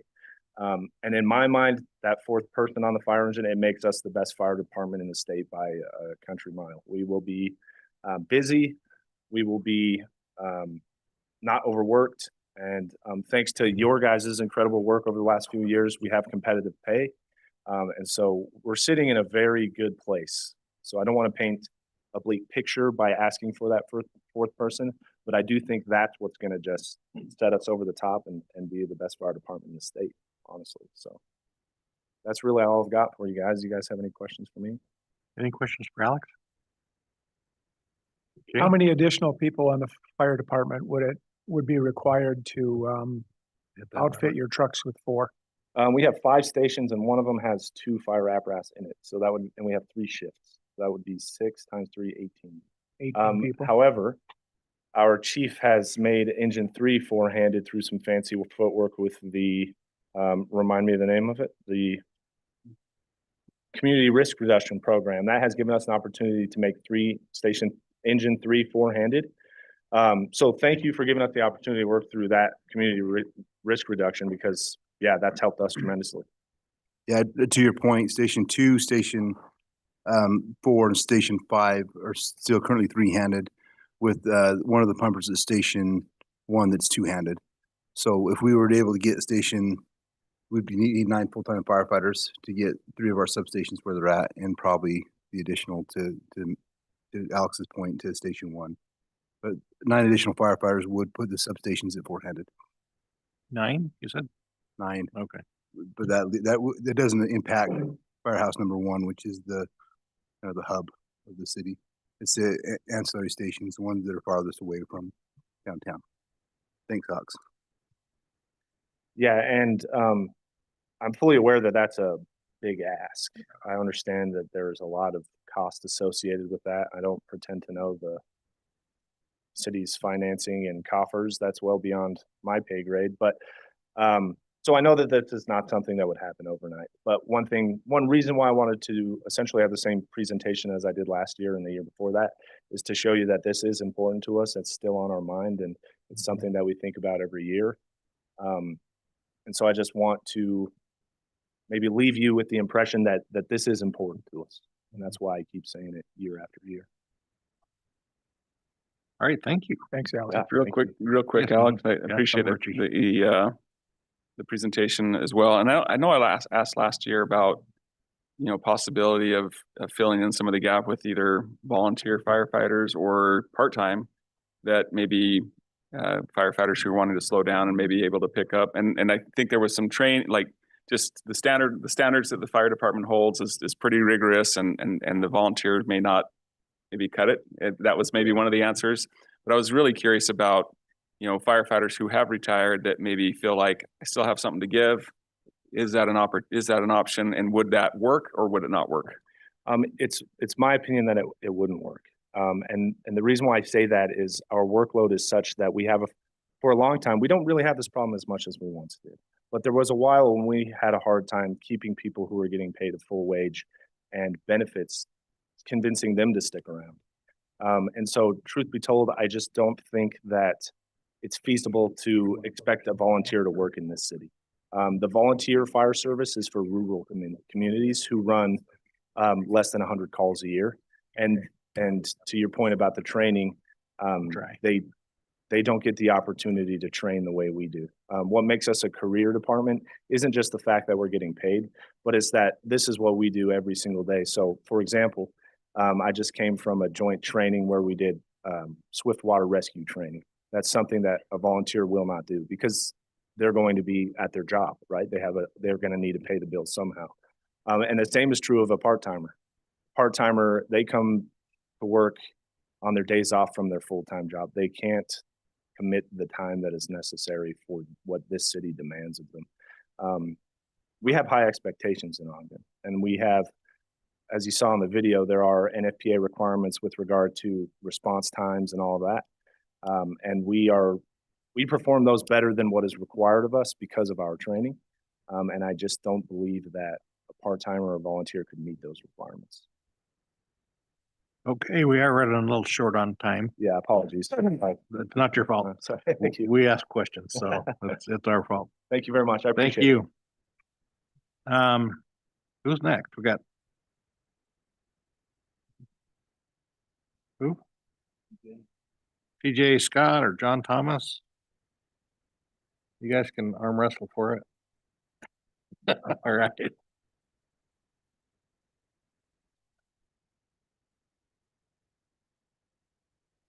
Quick apologies for my appearance. I'm with the narcotics unit currently. I know this is not necessarily an extremely professional hairdo or facial hair.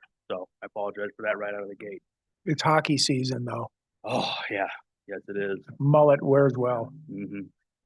I'm TJ Scott. I'm an officer with Ogden City Police Department, and I'm the representative from the OPBA. It's a work group designated to address any of the problems that are brought forward by our line officers, bring those opinions forward to both the administrative staff of the Ogden City Police Department, as well as to you guys. Some of the trends that I've noticed is a decrease in activity from our dues paying members. And what that means to me, generally they only come to talk to me if they have an issue. And where I don't have people coming and talking to me and coming and grabbing me in the hallway or coming to any of the organized meetings, that tells me that they don't really have anything to bring forward to me to bring forward to others. So I think that a good chunk of the police department is fairly happy with how things are going. And I'd like to just express our gratitude to you guys as far as the increase in wages. That's allowed us to attract laterals from out of state. That's allowed us to fill up our roster so that we can, again, decrease workload and have that workload spread out amongst more officers and have more officers responding to individual calls. That allows further us to specialize in different investigative techniques. We have individuals that are getting involved in cybercrime, child sex crimes, things like that, things that you could not do if you were already inundated with patrol calls and patrol responses. So being able to specialize and better serve the community in some of those more specific law enforcement realms, including myself with narcotics, is all thanks to the work that you guys put forward as far as securing those raises for us, securing that competitive pay, and allowing us to go out and work and do our best. So that's all I've got for you guys. You guys have anything for me? Anything for Mr. Scott? Thank you. That's the kind of report we like. Thank you. Okay, John Thomas. Well, we always like you. You're okay. We'll take you.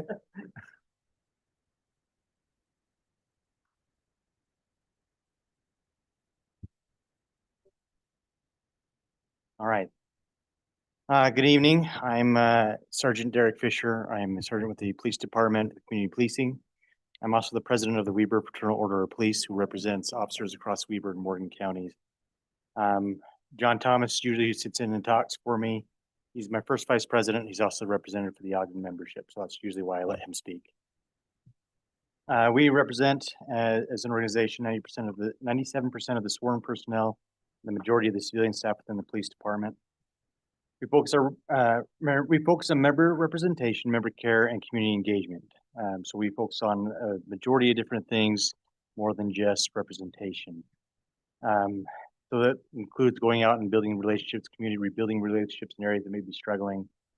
And we use those resources to encourage positive change and with the police department, with our organization, and the city as a whole to build relationships for positive change.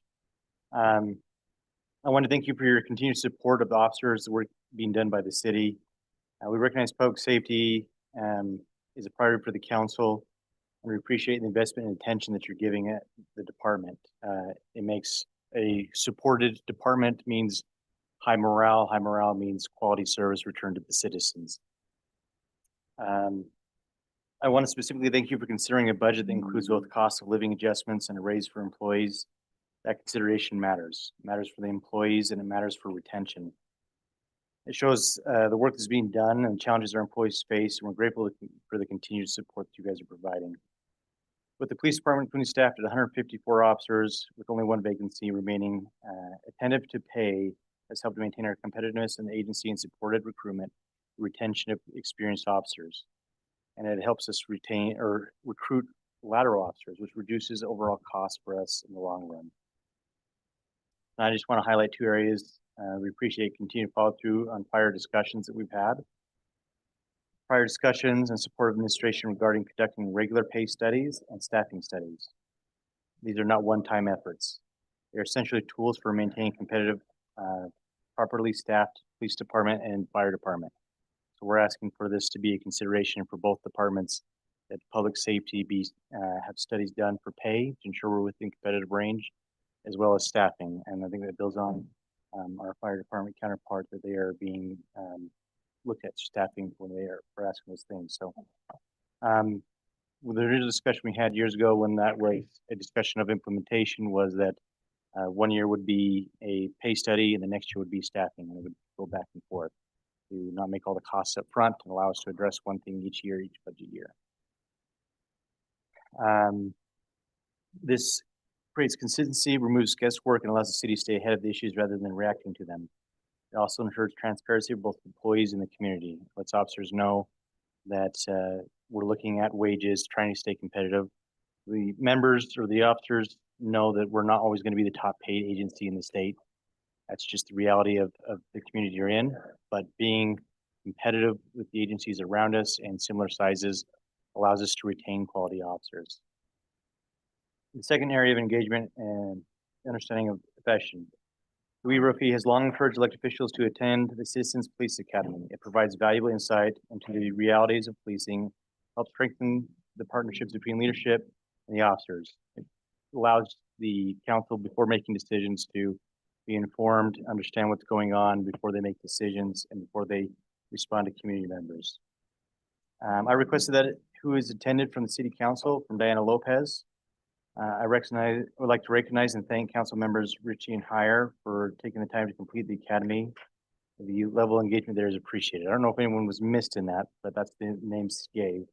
I want to renew our challenge and request for members Graff, Lundell, Washington, Lopez, and Myers to attend the Citizens Academy for participation in the upcoming sessions would be appreciated. The next academy starts mid-September and is held on Wednesday evenings from 6 to 9 p.m. We believe it's a worthwhile experience, and we value the opportunity to continue building the shared understanding together. So thank you for your time, and I'm stand for any questions. I know you're in a hurry, so. Any questions for Derek Fisher? I'll give a pitch for that Citizens Police Academy too. That you will not feel like you've wasted your time. That's very enlightening. And what's the duration? How many Wednesday nights? Yeah, I think it's six or okay. There's one Saturday at the end too. That's your test. All right. Thanks. Okay. Thank you. How fast can you talk, Steve? Okay. Thanks. Appreciate it.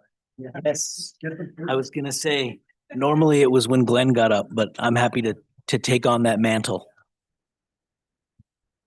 So I'll try and go through this fairly quickly. I plan on about 10 minutes, so we can definitely be a little bit under that, but this is what we refer to as the introductory presentation for the proposed 5-year capital improvement plan for fiscal years 2027 through 2031.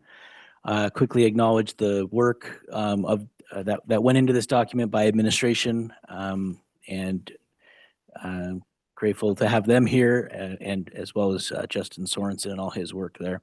It's 282 pages that you'll I'm sure look through and start to become familiar with some of those projects. As a bit of background information, the council adopts budget goals each year during the budget review. And included in these goals, there are typically goals related to capital improvement planning. and review of that document. So city code tells us what constitutes a capital improvement project. And it essentially comes down to projects that cost more than $50,000 that expand or improve the city's physical infrastructure. It includes the design and construction of things like public buildings, roads and streets, utilities, parks, other public facilities. It can also include rehabilitation and reconstruction projects. And city code also states that capital projects can include land acquisition and long-term leasing of land, as well as projects that require debt financing. And lastly, capital projects can include public facilities that may be fully or partially funded through impact fees. So as you might imagine, the major funding sources for capital improvement projects include the general fund, which typically comes from BDO lease revenue. There are also state and federal grants the city uses for capital projects. Other sources include B and C road funds and active transportation funds. Those come from taxes like the gas tax and sales tax.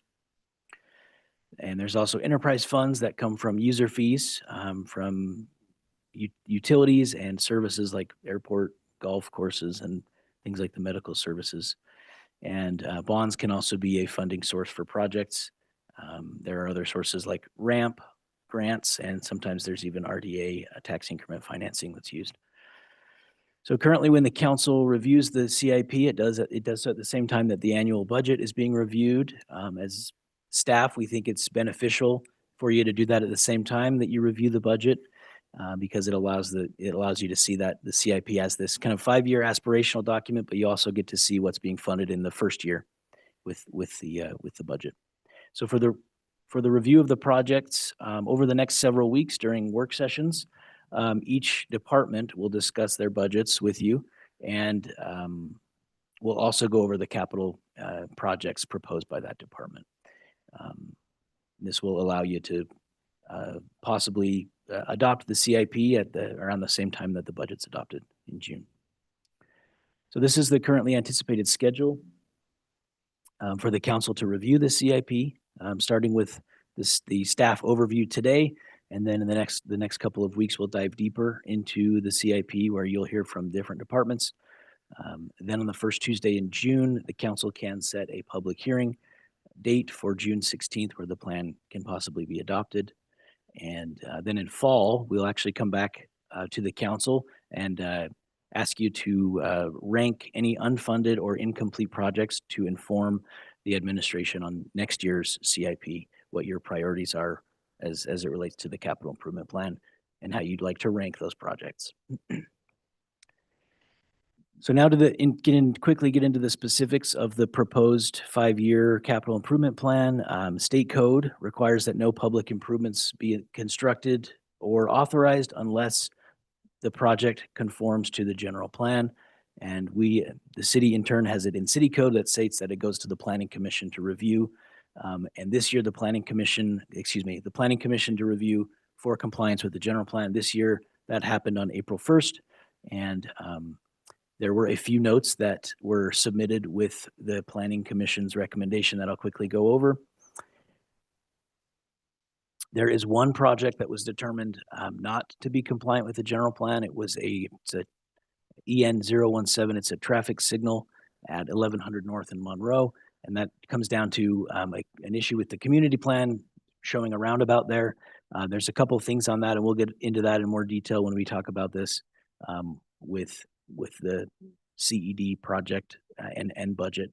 But essentially, we will need to look at that in the next couple of weeks and have the Planning Commission make a determination that it is compliant or take it out of the CIP. A couple of projects that were noted that still comply with the general plan, but the Planning Commission would like to see them come back at some point.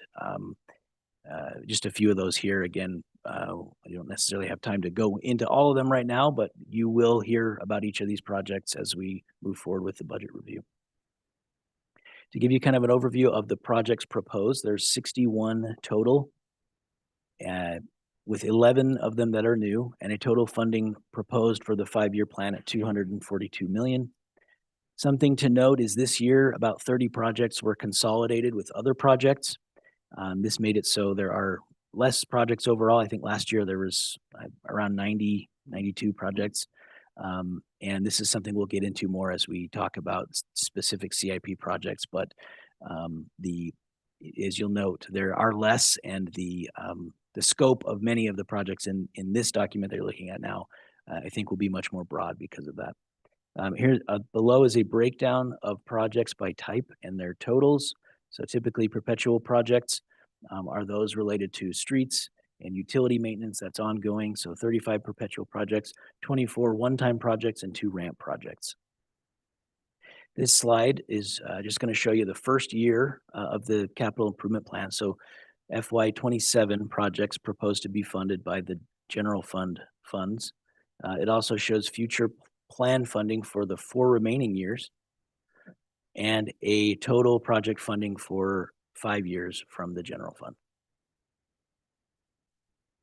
This is the same breakdown, but for the enterprise funds. So you can take a look at that. Down here at the bottom is the total for FY27 funding in the CIP at 38.4 million, with a total project funding for all projects and all years at 241.6 million. Here we have the proposed first year funding in the CIP document on the left, and on the right is what's proposed in what we've seen of the FY27 budget. You can see some years they align with each other, other years that they don't. In this specific case, there's $600,000 that is not shown in the FY27 budget. That's because the CIP anticipates $600,000 in possible ramp grant funding.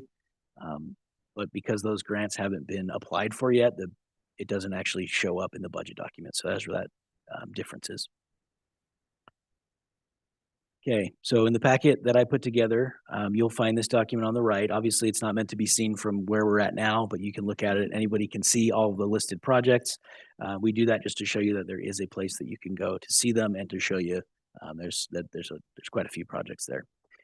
In this document that I put together, you'll see you can see the total cost by department, project numbers. You can see the mayor's ranking of each project, which strategic plan directives the projects align with, and the total project cost. You can also see things like first year funding and future funding for each project. This is my last slide. So for the next steps, the council over the next few weeks will have the opportunity to review the CIP document as it's proposed. In the work sessions throughout the rest of May, the council will have an opportunity to review department's proposed budget, including CIP projects proposed by that department. And as those reviews and presentations are conducted, the council can discuss making changes as you see fit over the next several weeks. And on June 2nd, we've tentatively put that as the date to set the hearing for June 16th. I realize you probably have a lot of questions. You might have dived already into some projects. I'm happy to make note of what those are and get back to you if you have concerns or questions at this point. But like I said, we'll do a deeper dive in the coming weeks. So, thanks, Steve. Yep. That's it's a good primer. Look forward to the rest of those deeper discussions. Cool. All right, Glenn. Okay, I'm going to be quick. Ready to go. So when I met with you all with your budget one-on-ones earlier this year, one of the things that I kept hearing was a desire to keep looking at that 5-year financial model. And I had proposed some minor changes to the financial principles and sent those to the administration that had to do with that 5-year financial model. And it turns out that administration had actually brought that in-house. So our financial consultants, LRB, Laura Lewis, and her group had worked on the 5-year model. But Justin Sorensen had actually brought that in-house and was doing that in-house and had actually included that with the budget book for the last 2 years. And so that was something I hadn't seen before. And so that was brought to my attention. And so we're sort of doing that already. So what we ended up proposing is just a very minor change to the financial principles, just to reflect that we're no longer contracting to do that work, that we're doing it in-house. And also you will see that as we go through the budget, you'll see that financial model a little bit more prominently. So The only thing that we're proposing as a change to the financial principles is just striking out that reference to a contract to do the rolling 5-year financial model for the general fund budgeting. So unless there are any other concerns with that, or any other changes that you all want to see, we'll go ahead and move forward with updating those financial principles. Everybody good? Okay. Okay, one last thing. We are possibly expecting a big crowd, so we have some extra chairs in the other room, and this room will be available for overflow if we hit our capacity in there. So we'll have a staff member in here. So we will have somebody in here, but you may want to be mindful of your things if there are other people in here when everybody else is in the other room. We also plan to have a 10-minute break every 2 hours. And so if we want to leave there, we can actually go into the other room over there if this room's full of people. Okay? Ben knows how to fuel. And we're going to midnight. You guys are Yeah, can we have 5 minutes before we call to order? It's gonna, oh, in there? Yeah, just to use the facility. Oh, yeah, well, we'll wait till you show up.